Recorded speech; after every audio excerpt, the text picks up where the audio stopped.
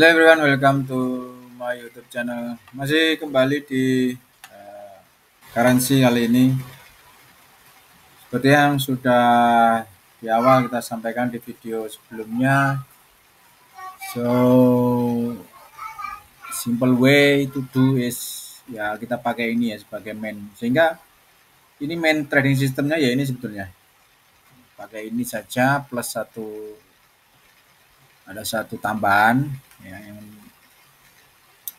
sehingga chartnya itu cantik teman. Jadi tidak ada coretan yang cukup banyak. Contoh di sini ya. Nah ini kan tidak ada coretan sama sekali kan. Ya, kan clean kan. Jadi istilahnya chart saya itu untuk trade itu clean gitu ya. Nah ini clean ini ya kan. Oh, ya. Ini chartnya tuh benar-benar bersih guys. Chartnya benar-benar bersih gitu. Nah, kan, gitu. Jadi tidak pakai macam-macam ya, cuman pakai ini aja sama tren gitu loh. Nah, kali ini untuk CHF ya, untuk UCHF ini sebetulnya trennya memang masih masih naik dia, masih masih continue higher, masih bisa continue higher, tapi kan di sini kan 39 versus 24 ya, ini 39 24 kan di sini CHF-nya, oh USD-nya, sehingga kenapa ada opsi sell di harga ini? Emang ada dua sih, ini buy ini sell, gitu loh. Ini buy ini sell, tak lihat kan.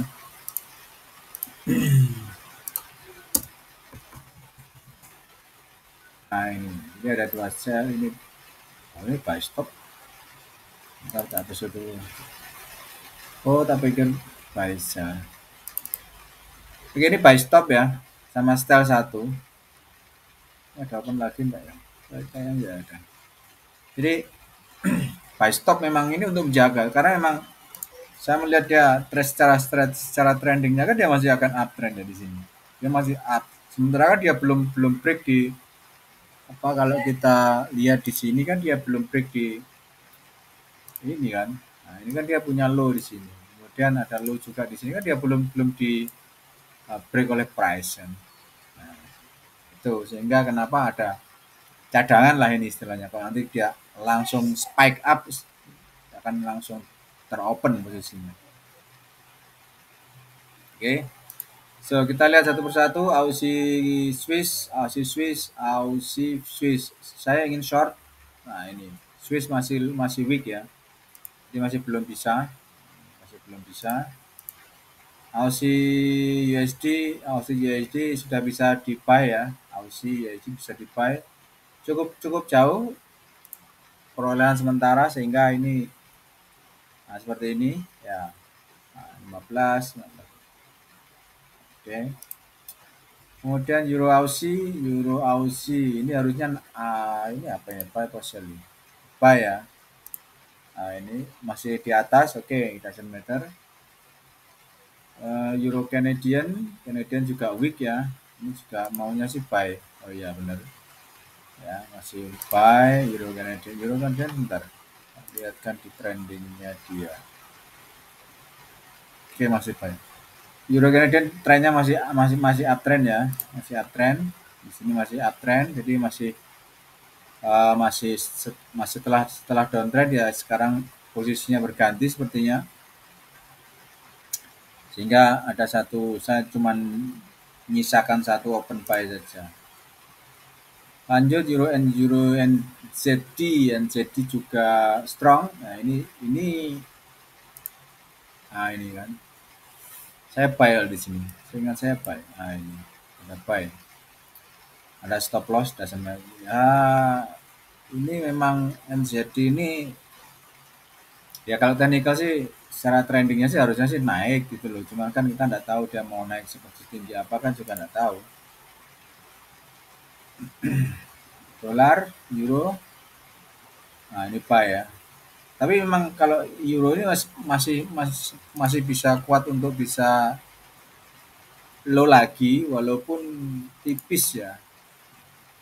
Jadi kenapa kok ada buy 2 buy 1 sell di sini, karena ini aja ngambilnya cuma di sini aja. 51 versus 29 guys, jadi cukup jauh kan, sehingga kalau kita memaksa sell di harga ini saya kira jelas tidak mungkin gitu. Dipaksa seperti apa kalau rasionya tidak berubah, 50 versus 29 tidak berubah, atau 30, jadi euro masih strong daripada USD, tetap dia akan bisa masih akan bisa naik tinggi. Makanya kenapa saya lebih baik ya nanti kalau dia turun barulah kita nanti coba. Karena trennya kan dia turun, ya turun. Jadi expectednya memang di sini mungkin dari sini akan naik seperti ini. Jadi expectednya dia mungkin akan naik seperti ini, baru kemudian selling. Kalau jadi selling ya kita sell otomatis ya. Kemudian apa ini? Pound. Ini aku enggak open. Nah, GBP pound. Oh, ini GBP dolar, sorry. Ini. Nah, ini kan. Ini lock posisi. Ya, lock posisi. Pertama saya sell. Maunya sih expectednya saat itu memang kebetulan Aussie lagi strong versus pound. Makanya ada opsi saya sell dulu. Tapi ternyata pada kenyataannya bahwa berubah dia. Rasionya berubah. GBP strong daripada Aussie, sehingga ya mau tidak mau harus merubah style gitu. Terus akhirnya ini tadi tak paksa lagi, nambah satu open lagi untuk ya siapa tahu ini bisa berubah, karena memang kalau secara trennya memang masih naik, masih cukup potensi naiknya masih cukup tinggi lah. Dia bisa naik lebih tinggi lagi. Jadi tidak usah maksa. Artinya masa gini, kita tahu bahwa ini harga masih naik terus ya, masih terus. Terus kemudian kita paksa dengan opsi short posisi. Misal contoh, saya kasih contoh di sini tadi. Misal di sini ya. Jadi ini ada satu signal provider yang di Telegram itu. Di Telegram kan cukup banyak. Saya coba ikuti, bukan diikuti, saya lihat terus ya. Dia sudah mengeluarkan satu signal short posisi itu ketika harga sampai di sini dia. Sell. Kemudian kenyataannya naik lagi, nambah lagi. Re-entry GBP Aussie sell. Berapa ini? Re-entry GBP Aussie sell di harga ini seingat saya. Nah, terus waktu turun ya, waktu turun di harga yang ini kecil ini dari range 1.7746 sampai 1 poin ini sudah dia sudah keluar kalau wah ini turun kan akhirnya re-entry-nya kan akhirnya profit ya sudah keluar sudah gitu loh. Tapi kenyataannya ya paksa lagi harganya akhirnya ya naik, memang trennya lagi naik gitu loh. Terus tadi pagi di sini sudah lagi keluar untuk nambah sell gitu loh. Di harga ini sudah keluar untuk nambah short. Sorry di harga ini sudah nambah keluar ya benar, di harga ini keluar nambah short posisi lagi. Tapi kenyataannya kan bayangin, di sini sell tidak dapat apa-apa, di sini walaupun dapat ya katakanlah misalnya di sini nutup ya, bisa dua open ini nutup, close posisi all, ini kan dia masih minus kurang lebih kita 100 poinan gitu. Nah, masih minus 100 poinan, sehingga ya ini kalau kita tidak bermain dengan tren repot gitu loh. Makanya inilah fungsinya kalau kita bermain dengan tren, enak kita bisa melihat dari sini saja. Pound Aussie mau maksa sell ya untung-untungan loh, kalau dia jatuh sih tidak ada masalah. Kalau jatuh misalnya ya dari harga ini dia jatuh, maka kita tinggal pasang aja dari harga ini, dia sell stop, selesai sudah. Sell stop, nanti harganya kalau jatuh ya otomatis ya terbuka, maka harga akan tuh. Tapi sementara kan saya masih expected dia akan naik untuk bisa nutup selisih antara buy dan sell ini kan enggak terlalu lebar ini, cuma 36 poin kan, jadi nutupnya kan enggak terlalu, sekitar di sini selesai sudah, 1108014 nutup sudah, ya, tertutup sudah ini, itu caranya. BPUSD otomatis ya 37 garis 83 bos, jauh ya, jauh. Nah ini sebetulnya sudah kan BPUSD. Nah ini kan 3 opsi ya, 1 2 3, ini sudah 130 kan ya, khususnya enggak apa-apa. Oh enggak kena, oh keliru plus aku, oh enggak bisa satunya, udah pasang aja sini, selesai sudah, sell plus ya.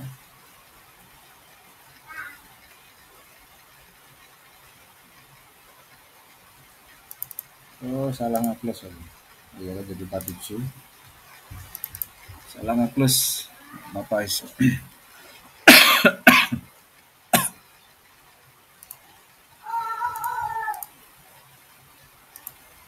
Oke, NU, kalau bicara NU New Zealand dolar jauh kan 3159, maksa sell nggak bisa bos. Kalau maksa sell ya gini aja, kalau mau maksa sell misalnya di sini nanti kita berharap adanya spike spike low atau spike down, ya gini aja tinggal pasang sell stop aja gitu. Karena memang kalau di trennya sebetulnya di NZD USD pun juga trennya masih low, masih akan turun gitu. Nah ini kalau kita nyicil cuman 8 nggak bisa cil. Lanjut ke UCAD. UCAD USD Canadian ini harusnya sell ya. Oh ya 50 garis 31 sell. Nah di sini yang ini tadi yang saya maksud. Yang saya maksud ini dulu ya tadi. Ada buy. Saya pertama buy di sini karena memang secara tren UCAD itu masih bisa naik. Dia masih bisa naik sebetulnya. Gitu loh. Cuman karena ini Canadian lebih strong daripada USD, maka ini reason atau alasan kenapa saya lock aja sudah. Saya lock saja sudah. Nanti maunya sih dari sini dan turun. Kalau bisa nanti dari sini dia turun, ya. Sini mungkin close semua sudah. BEP minimum sudah close semua, tidak ada masalah. USD Swiss seperti yang saya sampaikan tadi, ini masih ya cukup lah. Nah ini ya. Kenapa kok berani di 3 open gitu loh. Ya karena ini strong banget 83 ya. Kalau sampai tembus 90 atau 9.0 maka baru kita close posisinya. Ini pun efeknya nanti ke ini akan naik cukup tinggi. Ini akan naik cukup tinggi. 2114 ini bisa 49 mungkin ya. Nanti akan efek bisa sampai 49 dari sini ya. Nah, ini bisa 49 ini. Bisa 49. So itu sih untuk jadi chartnya pun juga enak dilihat ya, apa bersih ya, chartnya bersih gitu. Nah sehingga ketika terjadi seperti ini ya, contoh JPY berarti kan JPY 0,9 dia sangat weak sekali ya, harusnya tadi sudah saya open di sini, cuman karena saya sudah terlalu banyak open ya di sini kan, banyak open di sini open ya. Dapat sementara tidak usah nambah dulu lah karena sudah terlalu banyak open. Kita apa biar tidak terlalu banyak open, nah kan harusnya dibuy di sini tadi. Karena memang dia sangat weak sekali 0,4 ya. Terus GBP 8.4. Ciamik naiknya. Ini kalau maksa harusnya di sini kalau mau maksa sell ini sebetulnya sudah bisa. Kenapa? Karena dia 0,1, weeknya 0,1 sehingga setidaknya ngambil tiga mungkin 10 poinan atau 15 mungkin bisa dapat di sini. Ya, di sini 15 lah. Jadi 31 kebanyakan. At least 15 lah. Kira-kira di 65662 lah ya. 15 poin sebetulnya sudah bisa dapat karena memang dia sudah sangat weak sekali, lemah sekali di sini. Itu ya. So so overall memang kita melihat bahwa possibility ini masih bisa terjadi, artinya spek mungkin spek up atau akan tambah dalam ini. Yang jadi satu perhatian saya di sini adalah kita tidak usah terlalu berandai-andai bahwa contoh di sini GBP USD. Justru kita berandai-andai bahwa oke ini artinya sebentar lagi ini akan turun. Tidak perlu kita berandai-andai bahwa harga ini akan segera turun karena kita tidak tahu kapan turunnya. Bisa jadi dia semakin naik. Contoh paling gampang ya ini GBP Aussie ini, ya. Ini GBP Aussie saya yakin diantaranya di sini dan di sini akan banyak sekali yang opsi sell. Opsi sell karena apa? Ya sudah naiknya sudah terlalu tinggi. Kalaupun kita pakai retracement dari harga ini, kita pakai retracement seperti ini. Oh, sorry. Kita pakai ini aja. Nah, yang pakai ini. Nah, ini. Kita pakai ini, ya. 161 sudah. Kemudian next target mungkin bisa ke 80-80. Saya lebih expected dia targetnya adalah di 80-80 ini. Tembus di 261.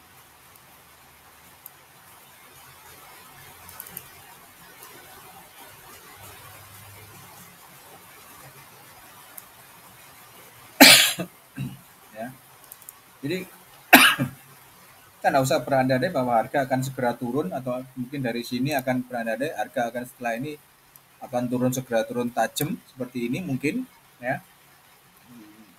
Ya kita melihatnya cuma di sini aja, tidak usah berada. Posisinya gimana? Masih kuat yang mana? Ada news ya.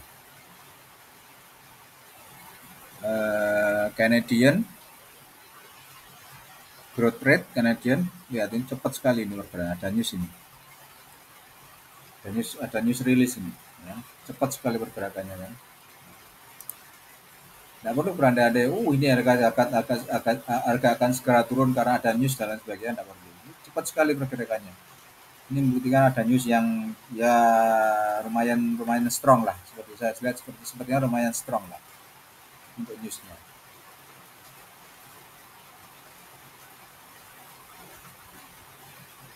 Oke, masih Aussie saya kira masih lumayan lah ya.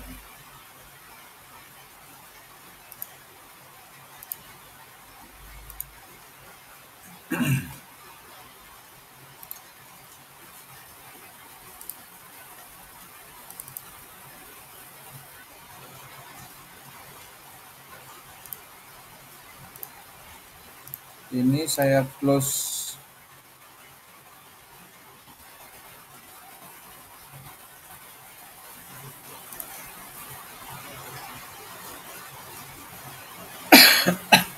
ya, saya close 0,1, saya sisakan 0,4. Ya, saya close 0,1, saya sisakan 0,04. NZD pun juga ini kasih aja lah. 14 tipis saja.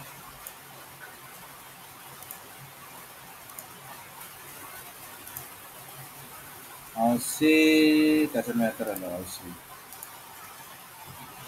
Oke, Euro Canadian ini kita naikkan, yang di sini kita naikkan ya. Nah, itu UKED mau naik mau turun silakan. Memang trennya kalau di UKED ini sebetulnya masih bisa kuat untuk narik narik up lagi gitu loh. Tapi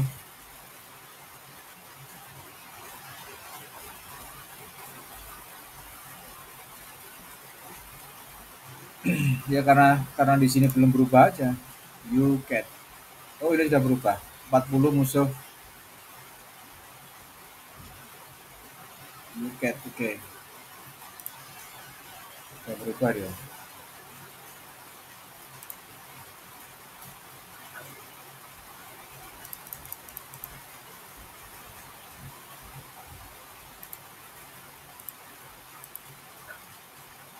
Stop ya. Berubah ya. Ya, you cat sudah berubah ya. 39 31. 20.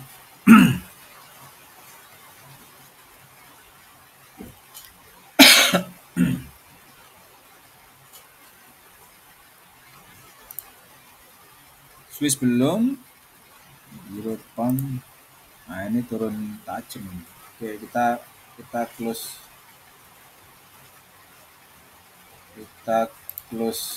trailing ya, di sini pakai trailing 40, ini sama 50. Dan ini geser dikit, set tipis stop lossnya. Oke. Pakai stop loss tipis saja. Aussie Swiss, Aussie Swiss, Aussie USD ini memang masih kuat untuk strong low lagi, tapi karena di sini masih belum berubah, makanya belum ada opsi untuk merubah gitu loh. Belum ada opsi untuk bisa saya merubah sell lagi karena ini memang masih belum berubah. Di sini masih kuat 44 versus 39 atau 46 39, kita lihat dulu. Beda dengan USD CAD. USD CAD-nya kan USD CAD-nya dia sudah berubah di sini. Makanya kenapa saya langsung opsi buying, karena 39 31 ya. Walaupun ini dalam range yang tiga bawah ini range yang ya sebetulnya masih terlalu rawan untuk bisa berubah lagi. Tapi it doesn't matter lah.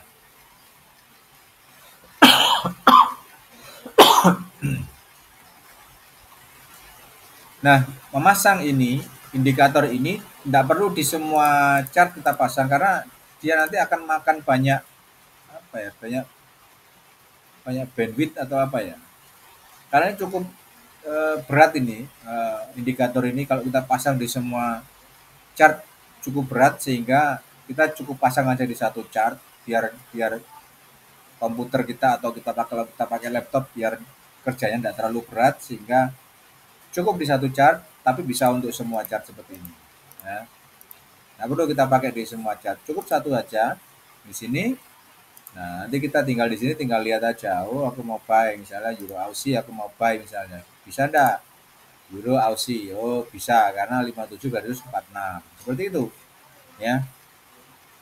Memang kalau pakai currency strength meter atau currency meter ini semuanya pasti sudah tahu bahwa ini versusnya bawah ya, 3 layer atas ini Euro, USD dan GBP, versusnya adalah USD, Canadian dan GBP.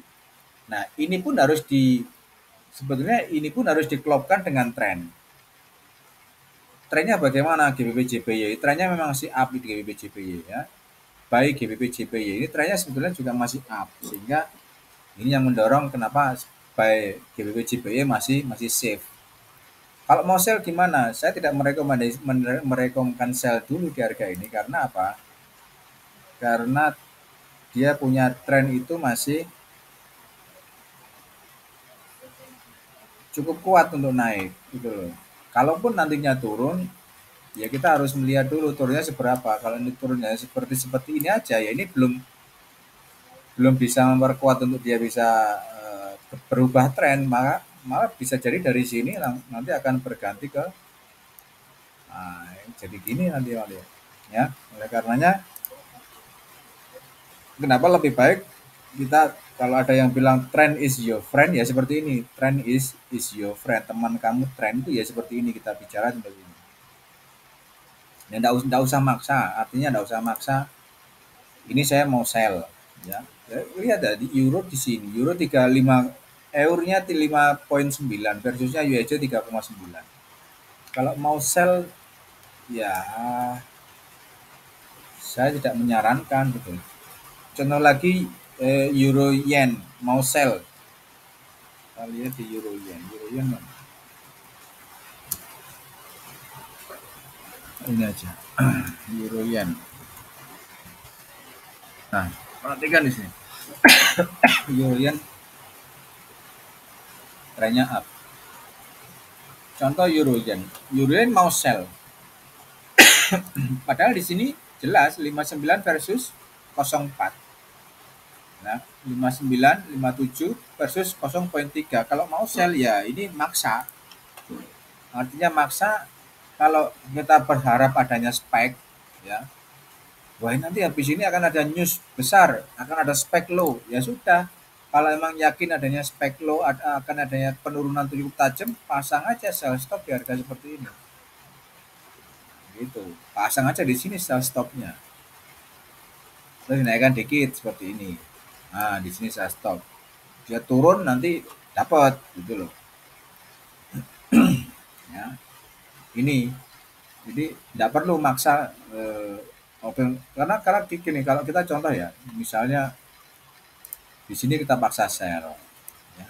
Kenyataannya harga naik lagi, kemudian maksa sell lagi, ya, maksa sell lagi, kenyataannya juga masih naik sampai di sini pun kita maksa sell misalnya, harga open sell di harga sekarang.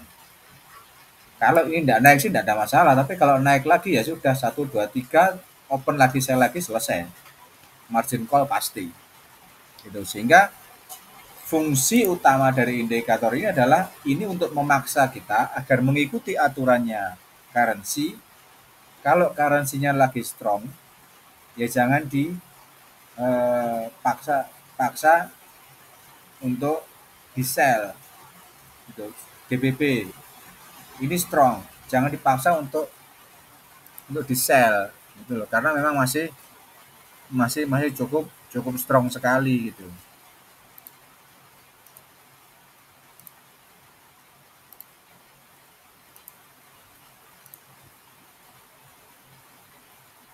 Ya, GBP masih cukup strong. Paksa sell, ya jangan.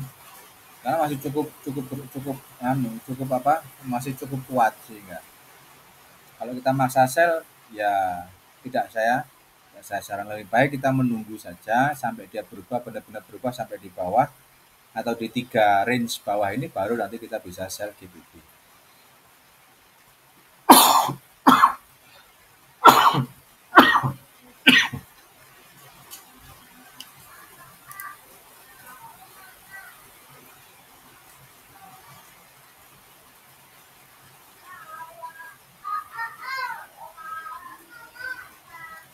Oke teman-teman, itu yang bisa saya share sementara.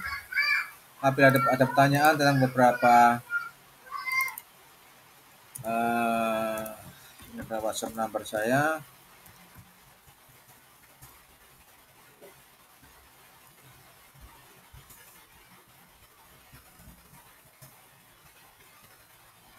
Eh, 13 nomor 0891069792.